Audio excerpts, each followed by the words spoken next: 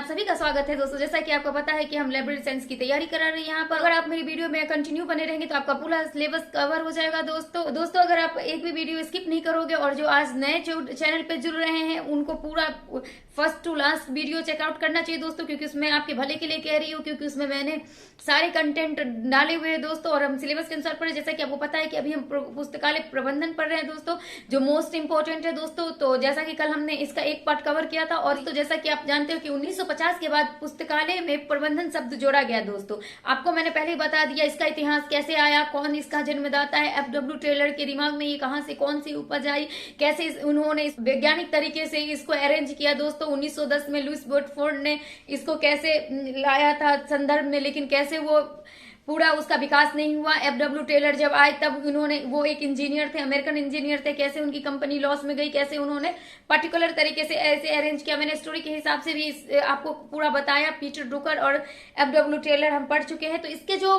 पहले हम इसको कवर करेंगे, जो हमेशा एक क्वेश्चन तो इससे जरूर पुट अप होता है दोस्तों कि किसने कौन सी थ्योरी दी थी दोस्तों। तो मैं 5-6 ऐसे व्यक्तियों का नाम और उनकी थ्योरी आपको आज बताने जा रही हूँ अभी, जो उन्होंने दिया था। और उसके बाद पोस्ट कार्ड पढ़ेंगे, लूथर गुल्लिक उर्बिक पढ़ेंगे और इसमें जो छूटा हुआ है दोस्तों उसको आज हम कंटिन्यू कर रहे हैं। तो आइए दोस्तों देखते हैं कि इन्होंने कौन सी मोस्ट इंपोर्टेंट लाइन या बात कही दोस्तों। आइए देखते हैं। जैसा कि कल हमने दोस्तों एफडब्ल्यू टेलर और पीटर ड्रुकर की जीवनी पढ़ी, उनका जन्म मृत्यु वर्ष पढ़ा, उन्होंने क्या थ्योरी दिया वो पढ़ा, कब कैसे इसका जन्म हुआ प्रबंधन का, प्रबंधन शब्द कहां से आया, ये सब हम पहले वीडियो में कवर कर चुके हैं दोस्तों। तो जो आज जुड़ रहे हैं वो इसकी फर्स्ट वीडियो भी चेकआउट जरूर करें दोस्तों। आगे बढ़ते हैं दोस्तों। प्रबंधन के सिद्धांत जो कुछ लोगों ने मोस्ट दिया है दोस्तों, पहले इसको हम देखेंगे, उसके बाद हम उर्विक गुलिक और पोस्टकॉर्ड हेरेनफेस्ट सारा इसमें कवर करने की कोशिश करेंगे दोस्तों।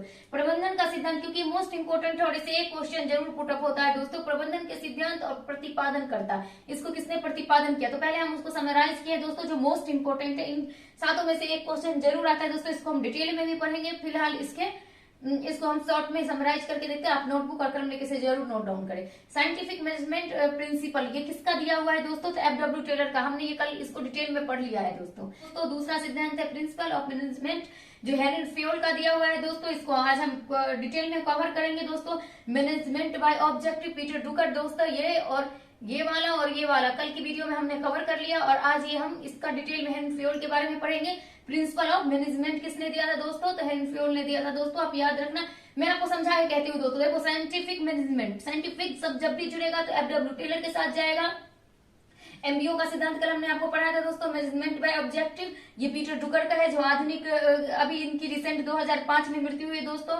एमबीए की जो भी पढ़ाई होती है इन्हीं की देन है। इसमें एक पूरी चैप्टर, एक बुक पूरी इन पे बेस्ड है दोस्तों। ये कल मैंने आपको डिटेल में बताया, इसलिए फर्स्ट वीडियो जरूर चेकआउट करें। प्रिंसिपल ऑफ मैनेजमेंट जब आ जाए सिंपल तो हेरेनफेस्ट है दोस्तों। Theory X and Y D McGregor दोस्तों। एक्स और वाई थ्योरी ना नकारात्मक और सकारात्मक थ्योरी से जुड़ी है। मोस्ट इंपोर्टेंट इसको डिटेल में हम पढ़ेंगे, लेकिन इसको मैं आपको बताना चाहती हूँ अभी शॉर्ट में। एक्स मतलब क्या होता है दोस्तों, ऐसे मतलब जैसे एक्स मतलब आप समझो, ऐसे आपको समझाने के लिए मैं बता रही हूँ, मतलब नकारात्मक से भरा हुआ जो नहीं हो सकता। और वाई मतलब क्या होता है, हम किसी चीज को जब ऐसे खड़े होते हैं, ये सिद्धांत इसी पे दिया ही गया था। ये मेरा कोई अपने ओर से कोई आपको बताने का तरीका नहीं है, ये जिन्होंने दिया था डीएमएस ग्रेगर ने जो दिया था वो इसी पे क्या था कि नेक्स्ट एक्स मतलब क्या, नकारात्मक। जब इन्होंने एक सर्वे किया था दोस्तों, तो उसको पता चला था, जब वो मतलब ऑफिस जहां पर ये काम करते थे उस कंपनी में जब इन्होंने सर्वे किया तो कुछ लोग इसलिए कह रहे थे कि हाँ आप इससे संतुष्ट हो, आप जो काम कर रहे हो उससे आप खुश हो, कैसा आप फील करते हो। तो उन्होंने कहा हाँ ठीक है चल रहा है, क्योंकि मैं पैसे के लिए कर रहा हूँ। तो इससे क्या साबित किया उन्होंने कि ये लोग नकारात्मकता से भरे हुए हैं। तो इन्होंने इसकी थ्योरी को ऐसे कहा, मतलब हाँ हो रहा है, चल रहा है, अपने जीवन यापन के लिए कोई काम कर रहे तो नॉट इंटरेस्टेड।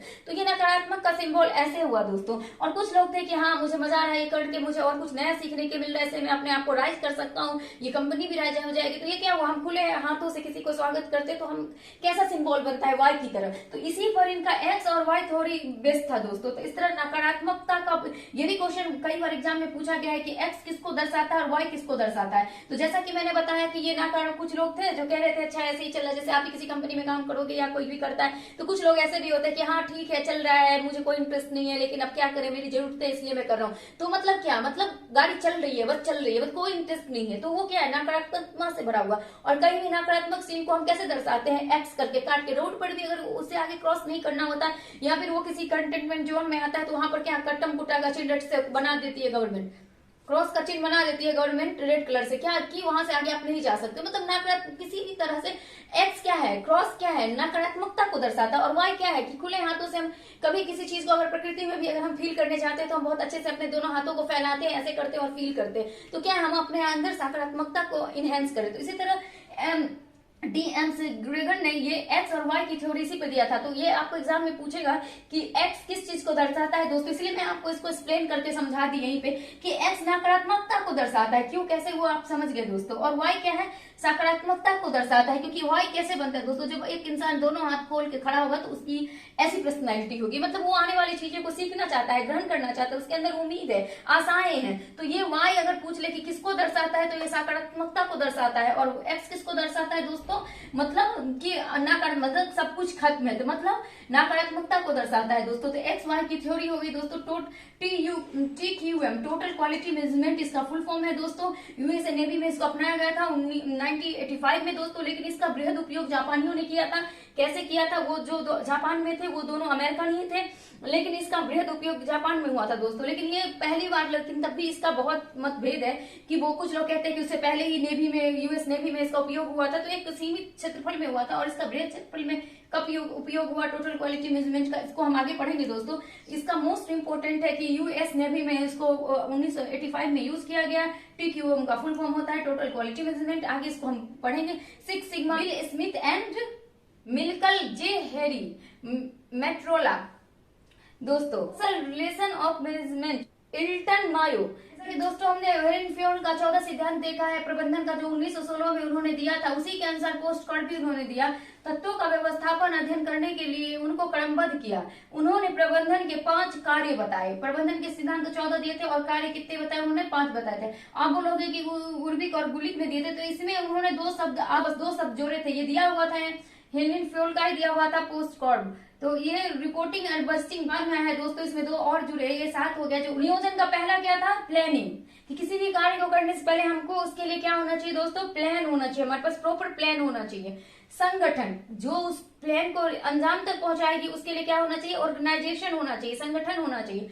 निर्देशन, उसको निर्देश देने वाला होना चाहिए दोस्तों। समन्वय और निरंतर भी होना चाहिए दोस्तों। अब इसमें एक चीज और मोस्ट इंपोर्टेंट ध्यान रखने वाली है दोस्तों, कभी कभी एग्जाम में पूछ लिया जाता है कि निर्देशन किसके बाद आता है, तो संगठन के बाद आता है दोस्तों। ये नहीं कि आप, इसीलिए इसको आपको सीक्वेंस में लिखना पड़ेगा दोस्तों।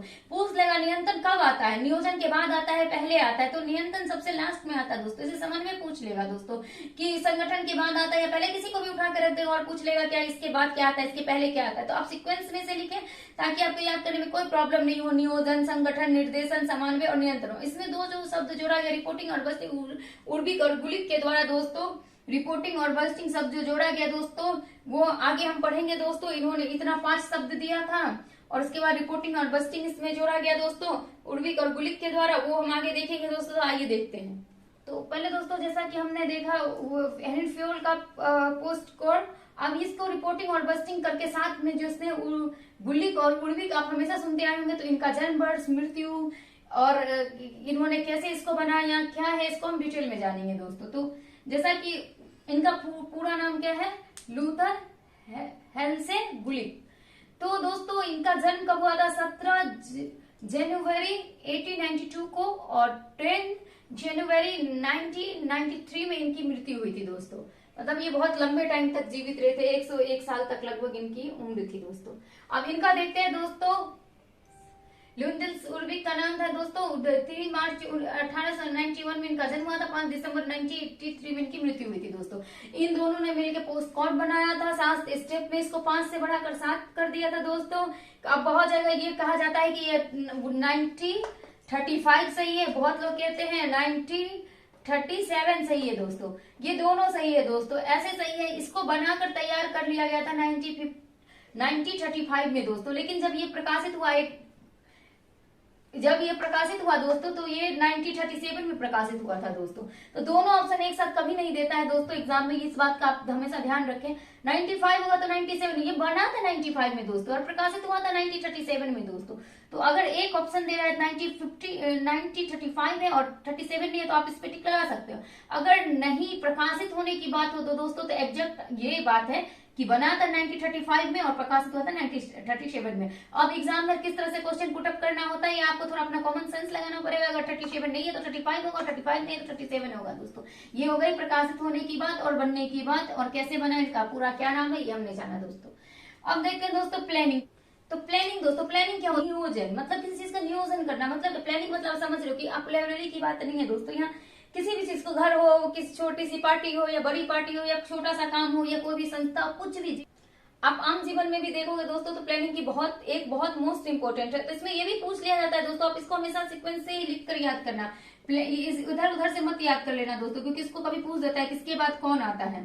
कई एग्जाम में आप देखोगे दोस्तों, पूछा हुआ है दोस्तों, तो आप इसको सीक्वेंस से याद करें। तो प्लानिंग का मतलब होता है किसी भी काम को करने से पहले हमको प्लानिंग करनी चाहिए दोस्तों, कि हम इस काम को कैसे अंजाम तक पहुंचाएंगे। अपने लक्ष्य की प्राप्ति के लिए जो नियम बनाए जाते हैं, जो रूल्स फॉलो किए जाते हैं, जो एक व्यवस्था बनाई जाती है, उसको हम क्या कहते हैं, नियोजन, उस लक्ष्य तक पहुंचने के।